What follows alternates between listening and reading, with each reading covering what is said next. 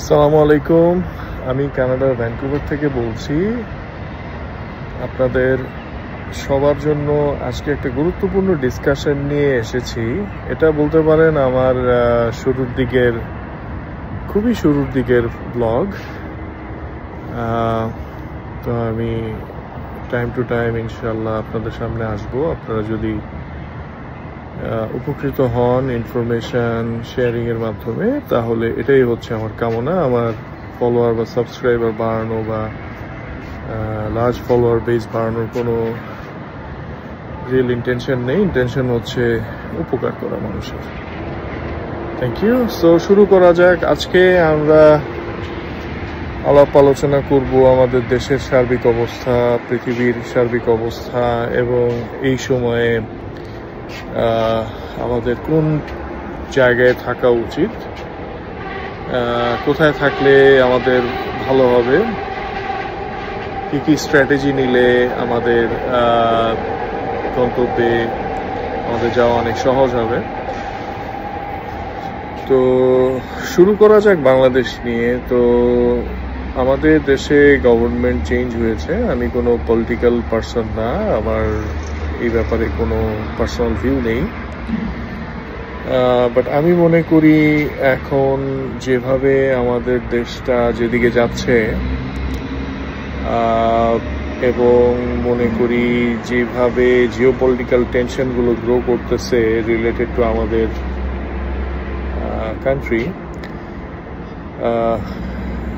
আপনারা হয়তো টের পাচ্ছেন না, কিন্তু ভিতরে ভিতরে অনেক ধরনের ইন্টেলিজেন্স অ্যাক্টিভিটিস হচ্ছে, অনেক ধরনের ডেভেলপমেন্ট হচ্ছে, যেগুলো হয়তো বা অ্যাট দি এন্ড আমাদের ভেরি সাস্টেনেন্স বা আমাদের সভারেনিটি অথবা আমাদের কস্ট অফ লিভিংয়ে ডাইরেক্ট ইম্প্যাক্ট করতে পারে।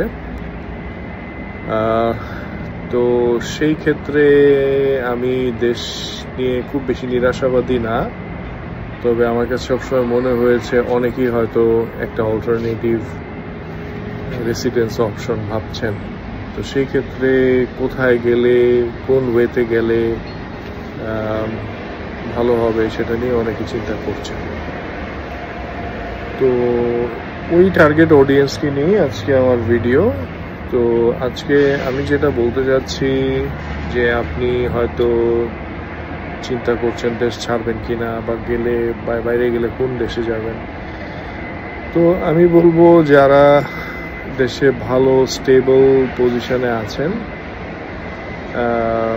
তারা আপাতত দেশে থাকুন এবং দেশে থেকে কি কি প্রিপারেশন বা প্রস্তুতি নিতে পারেন মিডিয়াম টার্ম বা লং টার্ম, যদি বাইরে মুভ করা লাগে কিভাবে, মানে প্রিপেয়ারনেসটা কেমন হলে বাইরে মুভ করার জন্য ভালো হবে সেটা বলবো। ঠিক আছে, আপনি দেশে থাকবেন, দেশে যা করছেন তাই করবেন, সাথে সাথে একটা অল্টারনেটিভ বা ব্যাকআপের জন্য আপনি বাইরে মুভ করার চিন্তা করতে পারেন। বাট তার জন্য এই সময়টা আপনি নিজেকে প্রিপেয়ার করার জন্য কাজে লাগাতে পারেন। আচ্ছা, এখন আসা যায় কোনখানে যাব। তো আমরা ইউরোপের কথা শুনি, আমরা ইউএস এর কথা শুনি, কানাডার কথা শুনি, অস্ট্রেলিয়ার কথা শুনি। তো আমার হিসাবে এটা হাইলি কন্টেক্সচুয়াল একটা ডিসকাশন, কারণ প্রত্যেকেরই ফ্যামিলি মেম্বাররা বিভিন্ন দেশে থাকে এবং ওই পার্টিকুলার ফ্যামিলি মেম্বার, ওই পার্টিকুলার বন্ধু বান্ধব বা সার্কেল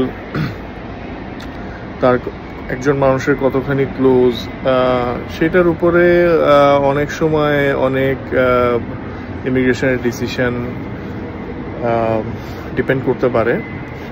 আসলে এটা অস্বাভাবিক কিছু না। অবশ্যই একটা বাইরের একটা দেশে আসলে নিজের পরিচিত সার্কেল থাকলে এটা অনেক উপকার হয়, হেল্প হয়। অনেক সময় অনেকে বিভিন্ন ছোটোখাটো ইভেন্টের কারণে হয়তো আপসেট হয়, বাট পরিচিত সার্কেল থাকলে অলওয়েজ আমরা ধারণা করতে পারি যে ওই জায়গাটা যাওয়াটা আমাদের জন্য প্রেফারেবল হয়। এই গেল এক। আপনি আপনার বন্ধু বান্ধব আত্মীয় স্বজনের কত কাছাকাছি থাকতে চান ওভারসিজে। হ্যাঁ, কারণ social life is a big thing. এটা আমরা এখানে যারা আসি তারা বুঝি যে সোশ্যাল লাইফে কতখানি এটা গ্যাপ হয় এবং এটা অনেক সময় আনবিয়ারেবল হয় যদি আশপাশে পছন্দের মানুষজন না থাকে। তো সেই ক্ষেত্রে বন্ধু-বান্ধব, আত্মীয়-স্বজন থাকা না থাকা এই কনসিডারেশন, এটা হচ্ছে এক। দ্বিতীয়ত হচ্ছে আপনি যেই দেশে যাবেন, যেই দেশে আপনার সময় এবং অর্থ ইনভেস্ট করবেন, সেখানে আপনার থাকার ব্যবস্থা আছে কিনা, আপনি পার্মানেন্ট রেসিডেন্স কতখানি ইজি থাকলে পাথওয়েগুলো কি আছে, হ্যাঁ, কিভাবে রেডি হয়ে যাওয়া দরকার, এগুলো। তৃতীয় কথা হচ্ছে আপনার পার্মানেন্ট রেসিডেন্ট হলেন, কিন্তু এখানে আপনার তো আপনার জীবন তো নির্বাহ করতে হবে, আপনার তো এখানে বসে থাকতে পারবেন না। তো একটা ভালো, আমরা যদি দেশে হোয়াইট কলার জব করি, আমাদের একটা স্বাভাবিকভাবেই একটা আগ্রহ থাকে যে আমরা বাইরে এসেও হোয়াইট কলার জব করব বা পছন্দের জবটা করব। তো পছন্দের জব করতে গেলে ওই ল্যান্ডের সিস্টেমটা কি, যে এখানে সার্টিফিকেট নেওয়া লাগে নাকি একটা গ্রাজুয়েশন বা মাস্টার ডিগ্রি নেওয়া লাগে, এটা প্রাইমারি কন্ডিশনসগুলো কি কি। তো সেই ক্ষেত্রে আমার কোন সাবজেক্ট চুজ করা উচিত, হ্যাঁ, এমন সাবজেক্টই চুজ করা উচিত যেটা এই মার্কেটে আসলে ডিমান্ডেড, বা আগামী 5, 10, 15 বছর, 20 বছরে এটার ডিমান্ড বাড়ারই পসিবিলিটি হাই। তো ওইভাবে সাবজেক্ট চুজ করে আসা উচিত। এবং সেকেন্ডলি আপনার এখানে একটা জিনিস খেয়াল করতে হয় যে শুধু সাবজেক্ট চুজ করলে হলো না, আপনার তো ভিসাও হতে হবে। আপনার যে প্রিভিয়াস ক্যারিয়ার ট্র্যাক রেকর্ড, সেটা ওই সাবজেক্টের সাথে অ্যালাইন না হলে কেস অফিসার বা যে ভিসা আপনার প্রসেস করবে তার মনে সন্দেহ হতে পারে আপনার উদ্দেশ্য নিয়ে, তাই না?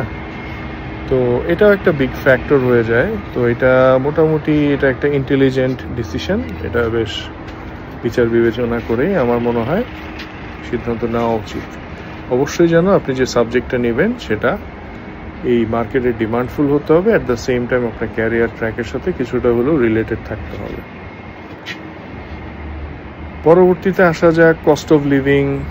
কস্ট অফ লিভিং দুনিয়ার সব জায়গায় এখন হাই। রাশিয়া ইউক্রেন যুদ্ধ, বিভিন্ন ধরনের ট্যারিফ টেনশন বা ট্রেড ওয়ার, অমুক তমুক অনেক কিছু লেগেই আছে। তো কস্ট অফ লিভিং সব জায়গায় বেড়েছে, কিন্তু কিছু কিছু সোশ্যাল মেকানিজম থাকে, কিছু প্রাইস কন্ট্রোল মেকানিজম থাকে কিছু কিছু কান্ট্রিতে, যেটা কস্ট অফ লিভিংটা বাড়তি থাকলেও অনেকখানি কন্ট্রোলের মধ্যে থাকে, হ্যাঁ। তো ওইটা একটা কনসিডারেশন ফ্যাক্টর। আরেকটা হচ্ছে যে আপনার জব অপরচুনিটি, জবের অ্যাভেলেবিলিটি, হ্যাঁ। এবং তার সাথে আরেকটা রিলেটেড ডিসকাশন হচ্ছে যে অল্টারনেট ইনকাম সোর্স কি কি, কোন দেশে কি আছে, হ্যাঁ, এবং ওগুলোর সাথে কন্ডিশনগুলো কি। তো জব যদি আপনার কোনো দেশে কম থাকে, অনেকে ডেলিভারি জব করেও কিন্তু নিজের লিভিং এক্সপেন্স উঠাতে পারে। আর ডেলিভারি জব করার জন্য কন্ডিশনগুলো কি কি, যেমন ড্রাইভার লাইসেন্সিং এর ব্যাপার আছে, হ্যাঁ। তো এই জিনিসগুলো আপনার কনসিডারেবল আর কি। তো এইটা একটা ফ্যাক্টর।